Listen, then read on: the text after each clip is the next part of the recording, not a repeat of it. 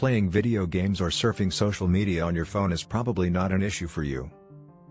In fact, I'm confident you could sit in front of a screen for 2 hours or more and complete each of those tasks without losing focus. But how about a half hour of study time? That could be too difficult. Why don't you put in another hour on your side business? That doesn't seem all that tempting. One task is simple and involves little work, while the other is challenging and requires you to put out effort. But don't panic, there is a technique to make even the most difficult tasks seem simple. All you have to do now is figure out why, so let's get started on finding out why we can't accomplish difficult things. Dopamine. Dopamine is typically believed of as a pleasure chemical, although this isn't the case. Dopamine is responsible for our desire for certain things, and it is this desire that motivates us to get up and accomplish things. Let me show you a few tests done on rats by neuroscientists if you're not convinced how strong dopamine is. Electrodes were placed in the brains of rats by the researchers. The researchers triggered the rat's reward system in the brain whenever it pushed a lever. As a result, the rats acquired a strong desire to pull the lever over and over again for hours. The rats would refuse to eat or even sleep if they were given the opportunity. They'd simply keep pressing the lever until they passed out from exhaustion. Although the procedure was later reversed, the researchers stopped dopamine from being released in the reward area of the brain. As a result, rats grew so inactive that getting up for a drink of water was no longer worth the effort. They wouldn't eat, wouldn't mate, and had no desire for anything. The rats in a sense had lost their desire to survive. The rats would still eat and love the food if it was placed directly in their mouths, they just didn't have the urge to get up and do it themselves. You would believe that thirst or hunger drives us to seek food or drink, but dopamine also plays a role. Similar effects of dopamine may be seen in people and in our daily lives. In reality, your brain's priorities are mostly determined by how much dopamine it expects to get. You won't be driven to do anything if it generates too little dopamine, but if it releases a lot of dopamine, you'll be inspired to do it over and over. So which actions cause dopamine to be released? If you anticipate a possible reward, your brain will release it, but if you know there are no immediate benefits with the conduct, your brain will not release it. For example, your brain releases dopamine before you consume delicious meals because you expect it to make you feel good, even if it really makes you feel worse. That's because your brain doesn't care whether the high dopamine activity is harmful to you, all it cares about is getting more of it. Someone who is a drug addict is a stereotypical example. He understands that what he's doing is bad for him, but all he cares about is getting more of the drug. Cocaine and heroin, in addition to making you high, produce excessive levels of dopamine, which makes you need them even more. It should be emphasized, however, that almost everything produces some level of dopamine. Even drinking water to satisfy your thirst has this effect. However, the largest levels of dopamine are released when you receive a reward at random. Playing on a slot machine at a casino is one such example. Even if you've just been losing money up to that point, you expect a higher payoff at some time. You simply never know when it will happen. In today's digital culture, we're constantly feeding our brains with excessively high levels of dopamine, even if we aren't aware of it. Scrolling on social networking websites, playing video games, and watching internet pornography are all instances of high dopamine activities. With each of those, we expect some form of reward. That's why we're always looking at our phones. We anticipate to get a text message or some other type of communication, and we are certain that we will. We're starting to resemble the rats who pull the lever in search of a new dopamine rush. Homeostasis. Homeostasis is a biological system that keeps our bodies in a state of balance. It indicates that our bodies like to maintain a healthy balance of internal physical and chemical factors. Our bodies adjust to any imbalance that develops. Let me give you an image of it. Our body temperature drops when it's chilly outside. To counter that, we begin to shiver in order to create heat and warm our bodies. When it's hot outdoors though, our body temperature increases and we start sweating to cool ourselves. Our bodies are designed to maintain a temperature of roughly 37 degrees Celsius or 98 degrees Fahrenheit at all times. However, there is another manner in which homeostasis reveals itself: tolerance. Someone who rarely consumes alcohol, for example, will become extremely wasted very quickly. A frequent drinker, on the other hand, will need to consume more alcohol since their body has become adapted to it. To put it another way, It takes increasing amounts of alcohol to get them drunk, because their sensitivity to its effects has decreased. It's not much different when it comes to dopamine. In order to maintain homeostasis, your body suppresses dopamine receptors. Essentially, your brain becomes addicted to high dopamine levels, and such levels become your new normal. As a result, you build a tolerance to dopamine. This may be a major issue since the activities that don't provide as much dopamine no longer spark your attention, making it much more difficult to drive yourself to undertake them.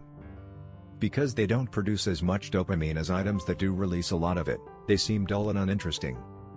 As a result, many prefer to play video games or browse the internet rather than study or focus on their company. This is one of the reasons why drug addicts who try to leave have a difficult time trying to integrate into society. Their dopamine tolerance rises to the point that regular living can't keep up. If there isn't enough dopamine released, they become like the rats in prior studies that have no interest to accomplish anything. People who are hooked to video games, social networking, or internet pornography go through the same thing as drug addicts. They can't appreciate low dopamine once their dopamine tolerance reaches a certain level. Is there anything that can be done to avoid this from happening? The answer is simple: dopamine detox. All you have to do is set aside a day where you will refrain from participating in any high-stimulating activities. You must allow your dopamine receptors to heal. Just a disclaimer, if you're struggling with a drug addiction, I recommend seeking expert treatment. We don't want you to go through any unpleasant withdrawal symptoms. Now it's time to go back to the detox. You will aim to have as little fun as possible for one entire day. You will not use the internet or any other technology, such as your phone or computer. You are not permitted to listen to music, masturbate, or consume any type of junk food. Essentially, you're going to deprive yourself of any external sources of pleasure for the whole day. You're going to embrace boredom, and believe me when I say there will be enough of it. You may, however, go on a walk, meditate and be alone with your thoughts, think on your life and objectives, and write down any ideas you have on a real piece of paper rather than on your computer or phone. All of this may appear to be rather demanding, but if you want drastic outcomes quickly, you must be able to take drastic action. You might be thinking to yourself, how could this possibly be working? Consider this scenario. Imagine that you've been dining at the greatest restaurant in town for every day. As a result, those extravagant dinners have become your new normal. You'd probably turn down a dish of plain rice if someone gave it to you. It would just not taste as delicious as a restaurant dinner. But if you're stuck on a deserted island and hungry, that bowl of plain rice doesn't look so horrible. That is precisely what the dopamine detox accomplishes. It deprives you of all the pleasure you typically enjoy, making less pleasurable things more appealing. Simply speaking, dopamine detox works because you become so bored that even the most boring tasks become more enjoyable. You may undergo a modest dopamine detox if you don't want to go to such extremes and restrict yourself of all pleasure. You'll choose one day a week to entirely abstain from one of your high dopamine habits. Whatever that activity is, it might be constantly checking your phone, playing computer video games, watching TV, eating unhealthy food, or accessing internet pornography. And you're going to skip that activity for one entire day every week from now on. You can still do other things, but the behavior you pick is off limits. Yes, you will be bored, but that is just the idea. Allow your dopamine receptors to heal from the excessive amounts of dopamine that have been flooding your brain.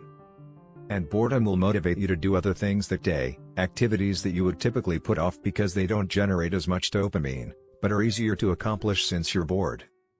Of course, avoiding high dopamine actions every now and then is beneficial, but ideally you should avoid them entirely, or as much as possible. Instead, you should focus on connecting more dopamine to things that will benefit you.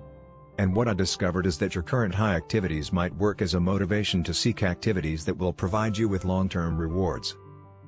To put it another way, you may use our high dopamine activity as a motivation to finish challenging tasks. And I call it rewarding dopamine. I keep track of all the low dopamine tasks I perform, such as cleaning my apartment, practicing the guitar, reading books, exercising, and even making these videos. I reward myself with some high dopamine activity at the end of the day when I've completed a specific amount of work. The terms, after and at the end of the day, are crucial here. I won't feel like performing the low dopamine work if I engage in high dopamine activities beforehand. I simply will not be sufficiently motivated, Therefore I always begin with the most difficult tasks and only then allow myself to engage in high dopamine activities. To give you an example, I reward myself with 22-23 minutes of high dopamine behavior at the end of the day for every hour of low dopamine labor performed. That means I give myself around 3 hours of high dopamine behavior for every 8 hours of low dopamine activity. These are of course my proportions. You can adjust them to your preferences. It's also worth noting that if you're addicted to anything that's bad for your health, you shouldn't use that activity as a reward. Instead, come up with a less harmful prize that you still believe is worth the effort. And in case you're curious, my guilty pleasure is the internet. I can easily lose myself in those ridiculous and humorous videos for hours without doing anything else. That is why I have this strategy in place. It allows me to maintain control over my addiction. Even though I'm so good at self-control, I still have days when I entirely avoid high dopamine. It is possible to make tough tasks seem less difficult, but it is less fun, at least at first. That is why you should restrict your phone and computer use, as well as other high dopamine releasing activities, and I can assure you that it is well worth it.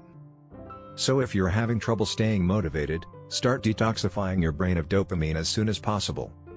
Remove yourself from the unusually high levels of dopamine, or at the very least limit your exposure to it.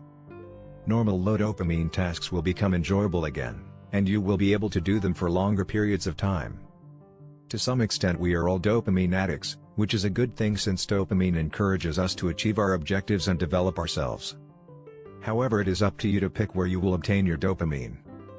Will you get it from things that don't help you, or will you get it from working on your long-term goals? The choice is yours. I'd love it if you could gently touch the like button if you liked this video. It helps out my channel a lot as the YouTube algorithm sees that people like these kinds of videos and it shares it with other people. With your help we can reach more people to spread awareness of the mind, mental health issues and self-improvement. Let's make psychology and self-grow as accessible as possible for everyone.